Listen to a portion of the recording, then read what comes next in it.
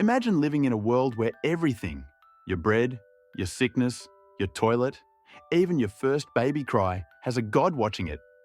Sounds absurd, right? But for ancient people, the universe was huge and scary, and gods were the way to explain it. Some of those gods were majestic creators. Others were terrifying warlords. And then, there were the ones that make you stop and say, wait, they worshipped that? Tonight, we're traveling across continents and thousands of years to meet 21 of the most ridiculous gods in world mythology, real deities people genuinely believed in, prayed to, and built rituals around. Not ridiculous because they were silly to the people of the time, but because their jobs, appearances, or stories are so weird and specific that even modern historians sometimes blink twice. Let's begin. Priapus was a Greek fertility god famous for one thing above all else: an oversized, permanently erect penis. Ancient artists didn't hide it. Statues of Priapus were placed in gardens to protect crops, scare off thieves, and bless fertility. In Roman times, he became a symbol of both protection and crude humor. What makes Priapus ridiculous isn't just the exaggeration, it's his role. People didn't pray to him for cosmic wisdom. They prayed because they wanted their vegetables to grow and their animals to breed. His statues often had inscriptions threatening thieves with sexual punishment, like a divine scarecrow with a dirty mouth. Even his mythology leans into comedy. Priapus was said to be cursed by Hera, making him ugly and permanently aroused. The gods were so embarrassed by him that they threw him out of Olympus. He ended up worshipped by farmers and fishermen, who saw him as a practical, earthy guardian. So yes, one of the most worshipped fertility gods in the ancient Mediterranean was basically a divine adult joke, carved in stone. Fact 2. Balbo, the goddess who saved the world. With a flash. Balbo is a strange figure from Greek tradition tied to the Eleusinian mysteries. Her story appears in later sources, but it was famous enough to earn real worship in some places. Balbo's power was not war, love, or lightning. It was shock comedy. When Demeter was grieving the loss of Persephone, she fell into deep depression. Nothing comforted her. Not food, not music, not prayers. According to myth, Balbo approached Demeter and began telling bawdy jokes. When that didn't work, Balbo lifted her skirt and exposed herself in a way so outrageous that Demeter burst into laughter. This moment mattered because Demeter's grief was freezing the earth. Crops were dying and humans were starving. Balbo's indecent gesture literally helped restore fertility to the world. It's ridiculous because Balbo represents something very human. The idea that sometimes even divine sorrow is broken not by a sermon, but by a shocking, almost slapstick joke. An ancient goddess whose holy act was basically a mythological flash is proof that Greek religion wasn't always solemn. It could be hilariously blunt. Fact 3. Momus, the god of mockery who got kicked out of heaven. In Greek mythology, Momus wasn't a heroic god. He was the personification of mockery, blame, and brutal criticism. Basically, the divine embodiment of that one guy who always says, "Actually." Momus's whole job was to roast everyone, including the gods. In some tales, he criticized Zeus's creations and mocked the divine order so relentlessly that Zeus finally expelled him from Olympus. Think about how weird that is.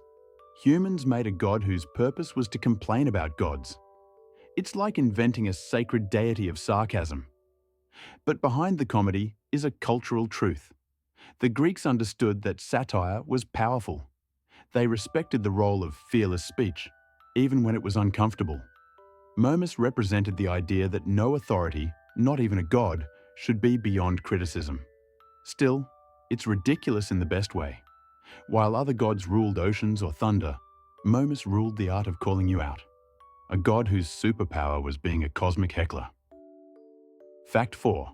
Cloacina, Rome's goddess of the sewer. Yes, the Romans had a goddess who protected their sewer system.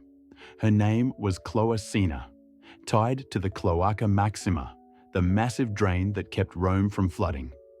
Wikipedia. To us, it sounds hilarious. a holy guardian of toilets. But to Rome, sanitation was survival. If the sewer failed, disease and chaos followed. So they treated it as sacred enough to deserve a goddess. Cloacina was also linked to purification. Her name comes from cloaca, meaning sewer, but also connects to cleansing. Over time, she became associated with Venus as Venus Cloacina, mixing love and sewage into one divine package. Imagine walking through the Roman Forum and seeing a shrine to the sewer goddess right near the center of empire. It tells you something vital. Ancient religion didn't just worship the sky. It worshipped the parts of daily life that kept society alive, even if that daily life smelled terrible. A goddess of sewage might be ridiculous today, but for Rome, she was part of the reason the city could function at all. Fact 5. Sterqualinus. The god of manure Rome wasn't done with bathroom-adjacent gods. Sterqualinus, also called Sterculius, was a Roman deity tied to manure and fertilizing fields. His name comes from stercus, Latin for excrement. Ridiculous? Absolutely. But again, it's about function. The Romans were farmers first. Manure meant crops. Crops meant life. So they personified even the gross parts of agriculture into gods. Sterqualinus wasn't some major temple god. He was the kind of spirit you honored when your survival depended on soil being strong. Ancient writers later mocked the idea that Rome deified disgusting actions, and Sterqualinus became a favorite example of how far practical spirituality could go. But that's what makes him fascinating. Sterqualinus shows a culture where the line between sacred and filthy didn't exist the way it does now. If something helped your family eat next year, it could be divine, even if it came from a pile of dung. Fact 6. Cardia, the goddess of door hinges. Cardia was a minor Roman goddess who ruled over something shockingly specific: door hinges. Not doors in general, hinges. The Romans believed that thresholds and doorways were points where evil could enter a house, especially targeting children. Cardia protected homes by controlling what could open and what must stay shut. Her power sounds tiny, but in a world full of superstition, a hinge was more than hardware. It was a boundary between safety and danger. Still, it's hilarious to imagine praying for your hinge to behave. Yet Cardia's existence tells us Romans treated every household detail as part of cosmic order. The ordinary was sacred.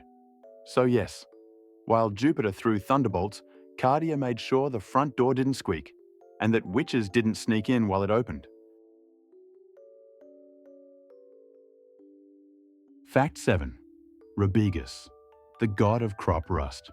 Robigus, or Robigo, was a Roman deity who personified wheat rust, a fungus that could destroy grain fields. Every year, Rome held the Robigalia festival to appease him. Here's the ridiculous part. Robigus was both the cause of the disease and the one who could stop it. So farmers sacrificed to him not because they loved him, but because they feared him. During Robigalia, priests offered wine and cakes and sacrificed a dog to keep wheat safe. The logic was sympathetic magic. Give the god what he wants so he doesn't ruin your harvest. Imagine worshipping mold. But if you're a farmer whose life depends on grain, a tiny red fungus becomes a monster. Robigus represents ancient anxiety made divine. He's proof that some gods were basically insurance policies against nature's worst surprises. Febris was literally the Roman goddess of fever and malaria. People gave offerings to her hoping to recover, but also because she was feared as the force that could strike them down. She even had daughters named after types of recurring malaria fevers. That's wild. Instead of blaming germs, which they couldn't see, they saw fever as a divine personality. Febris had shrines in Rome, especially near places associated with sickness. Imagine leaving a small offering saying, "Please go away, Lady Fever." It's ridiculous because fever isn't a villain we'd worship. Yet to the Romans, it was a living enemy that needed negotiation.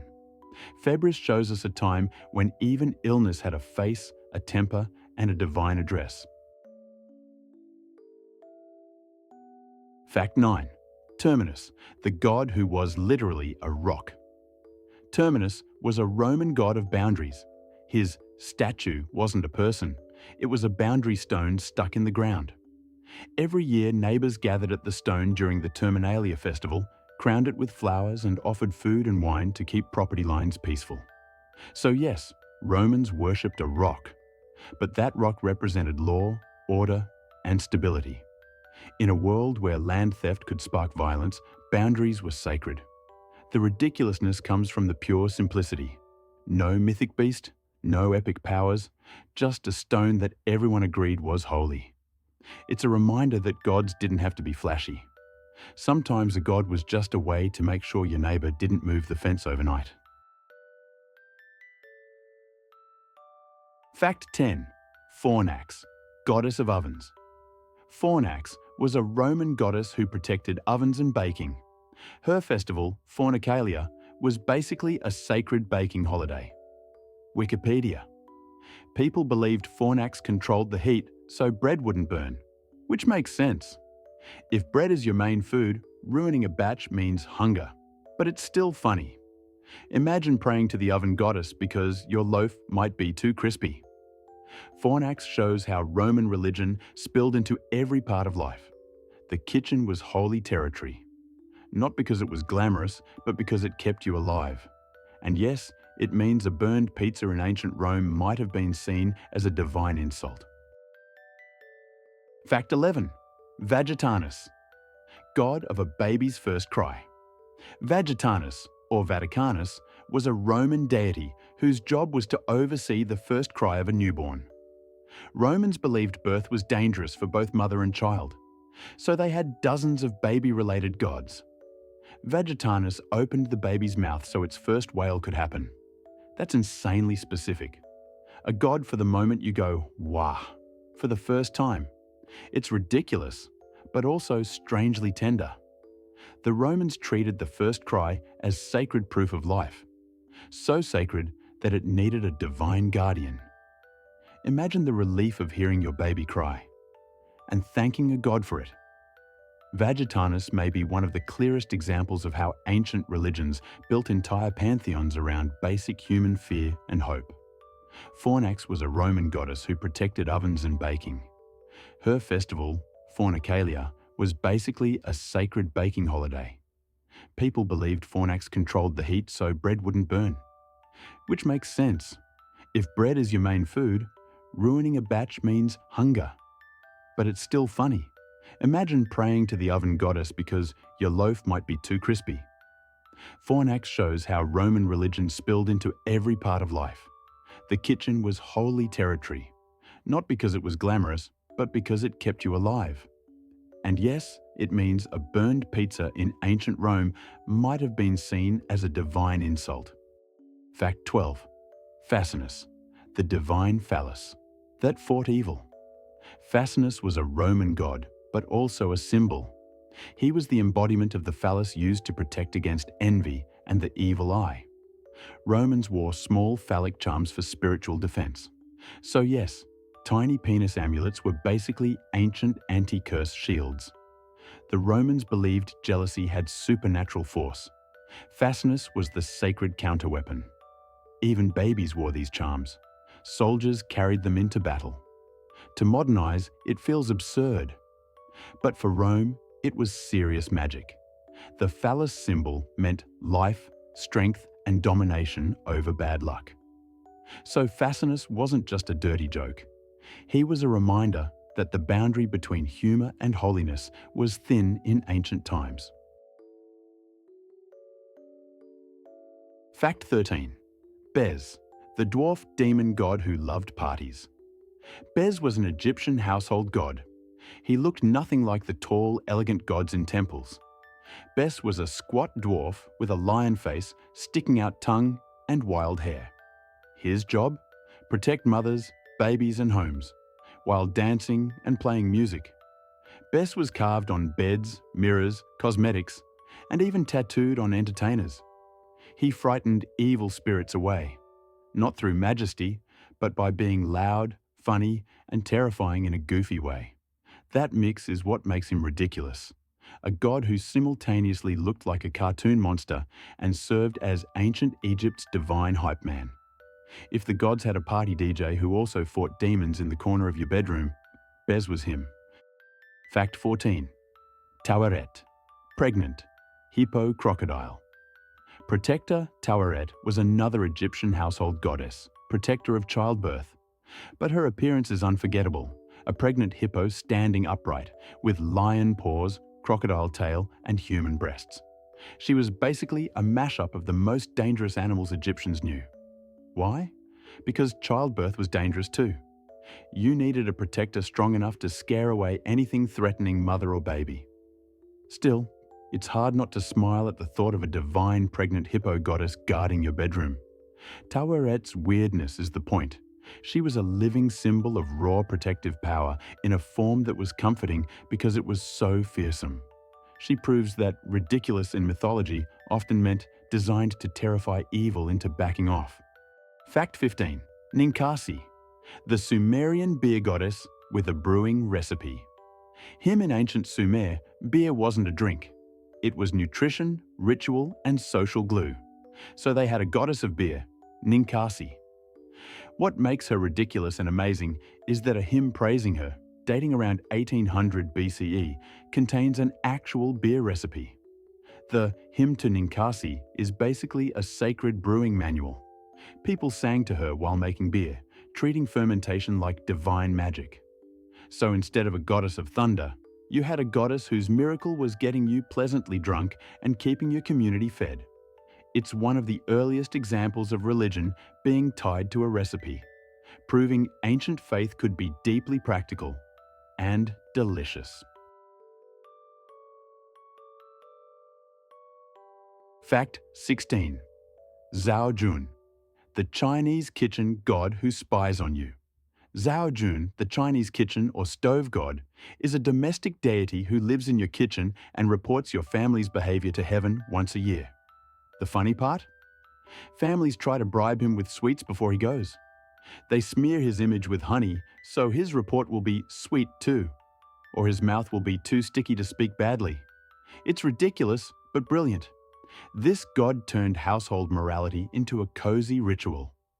Imagine knowing that your stove is watching, and your yearly performance review is in the hands of a sugar-addicted spirit. Zhao Jun is one of history's most charming examples of a god as both referee and neighbor. Fact 17. Zyptotec, the Aztec god who wore human skin. In Aztec mythology, Zyptotec means "our Lord, the Flayed One." He was a god of renewal and agriculture, but his rituals were nightmare fuel. During his spring festival, captives were sacrificed, flayed, and their skins were worn by priests for days. The act symbolized seeds shedding husks before sprouting and the earth renewing itself. So the Aztecs saw this as sacred rebirth. But to us, it's horrifyingly bizarre. A fertility god whose blessing came from literally wearing fresh human skin. Zyptotec forces us to confront how different ancient symbolism could be. For them, the gruesome ritual represented life blooming from death. For modern minds, it's one of the most shocking god festivals ever recorded. Fact 18. Camazotz, the death bat of the Maya underworld. Camazotz was a Maya bat god spirit tied to night, death, and sacrifice. His name literally means death bat. He appears in the Popol Vuh as a terrifying servant of the underworld. In the myth, the hero twins face the House of Bats, where Camazotz-like creatures swarm. One twin gets decapitated by a bat monster. A bat god itself isn't ridiculous. Bats are spooky. What makes Camazotz shocking is how directly he embodies terror. Not a noble ruler of death, but a predator waiting in darkness, tied to literal blood sacrifice. Camazotz is a reminder that myths weren't bedtime stories. They were survival nightmares turned into gods. Fact 19. Ixtab. The Maya goddess of suicide by hanging Ixtab, called the Rope Woman, was believed to guide people who died by hanging into a kind of paradise. Her depictions show her hanging from the sky, sometimes with eyes closed and a dark mark on her cheek, symbolizing death. What makes this god shocking is the role itself. Many cultures viewed suicide as shameful, but among sections of Maya belief, hanging was sometimes associated with honor or relief from suffering, and Ixtab became the divine escort for those souls. It's a powerful reminder that gods reflect culture. Ixtab isn't ridiculous because she's a plain suicide goddess. She's ridiculous because her existence flips what many modern societies assume about death, morality, and the afterlife. She is tragic, eerie, and deeply human. Fact 20. Shaitala, Hindu goddess of smallpox. Shaitala, also called Shitala, is a Hindu goddess linked to smallpox, fevers, and cooling healing. Smallpox was one of humanity's deadliest diseases for centuries. People didn't understand viruses, but they saw patterns. Outbreaks came like a curse. So Shaitala became both the cause and the cure, a goddess who could send illness when angered, or protect you when honored. She's often shown carrying a broom and a pot of cooling water, symbolizing cleansing and relief from fever. It might sound ridiculous to worship a disease goddess, but for communities living under the shadow of epidemics, it was a way to seek comfort and control. Shaitala shows how mythology didn't only worship beauty, it worshipped fear itself, hoping fear could be softened into mercy. Fact 21. Kokopelli, the humpbacked flute. God of fertility. Kokopelli is a fertility deity known among Hopi, Zuni, and other Pueblo cultures in the American Southwest. He's usually shown as a humpbacked flute player, sometimes with exaggerated sexual features. He's linked to music, mischief, rain, agriculture, and childbirth. Hopi tales say he carried unborn children in his hump and distributed them to women, meaning young girls were sometimes afraid of him. Here's why he's ridiculous. He's a god who spreads fertility by wandering village to village playing a flute. Not thunder, not war, just music, dancing, and playful chaos that somehow brings spring. Kokopelli reminds us that some gods were meant to be joyful forces of nature, earthy, funny, and alive in everyday art carved on canyon walls. And there you have it, 21 ridiculous gods that were completely real. A phallic scarecrow god, a sewer goddess, a hinge guardian, a beer deity with a recipe hymn, a bat demon of the underworld, and a kitchen god who can be bribed with honey. But here's the thing, none of these gods were ridiculous to the people who believed in them. They were answers to fear, hunger, sickness, and mystery. They were proof that humans will turn anything into meaning when survival is on the line. So next time you hear an ancient myth and laugh at how strange it sounds, remember, our modern world has its own rituals too. We just call them something else. If you enjoyed this journey into the weird side of mythology, tell me in the comments, which god shocked you the most and which one feels strangely relatable? And if you want a part 2, say it loud, because trust me, there are many more gods hiding in the shadows. Until next time, stay curious and keep chasing the mysteries.